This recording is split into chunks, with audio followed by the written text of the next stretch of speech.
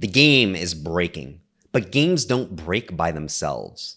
Boards are built, rules are written, stories are told. And right now, all three are being pulled apart by forces bigger than any of us. In the last century, we went from the stability of the post-war consensus, strong institutions, a shared myth, a booming middle class, to a world where those very foundations are crumbling. So if the first question was, what happens when the game breaks?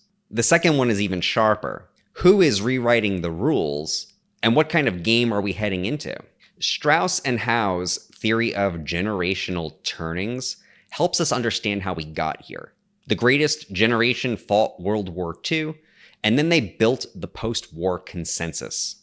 The GI Bill, suburban home ownership, strong labor unions, the Marshall Plan. This was the game board that our grandparents or parents played on. A board that felt stable and fair in some important respects, even as it was exclusionary in others. But that consensus broke down. The cultural upheavals of the 60s and 70s, the rise of individualism, and the neoliberal economics of the 80s all chipped away at it.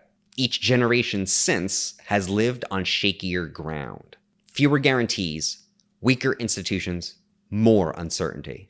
Today, we're in the middle of what Strauss and Howe called the fourth turning, a period of crisis when institutions collapse and a new world order is birthed. Whether we like it or not, the board is being rewritten. By the way, if you're enjoying this video and you want to go deeper into these subjects, consider supporting me on Patreon.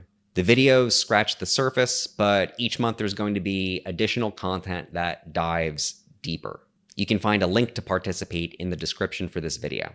In past ages, thinkers like Augustine or Hegel could describe the game of games. They didn't invent the reality. They described what it was, what the rules were governing it, and what it meant to lead a good life in it. We don't have anyone like that today, not because people lack intelligence, but because there's no unified reality to describe. Alistair McIntyre argued that modern ethics is in fragments. We still use moral words, but the shared telos that gave those words meaning is now gone. Justice and virtue no longer mean the same things to different people because we no longer share a vision of the common good. A Marxist would explain it differently. This is arising because of a contradiction between the forces of production, especially technology and labor, and the social form it's being constrained to appear in. When those don't align, societies fracture.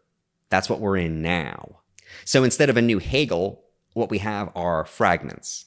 Peterson telling stories about order and chaos and dragons and traditional masculinity. John Vervaeke offering cognitive science for the cultivation of wisdom. Cult leaders peddling salvation and scapegoats. But none can unify because the game itself is broken. And then there's the wild card, computation.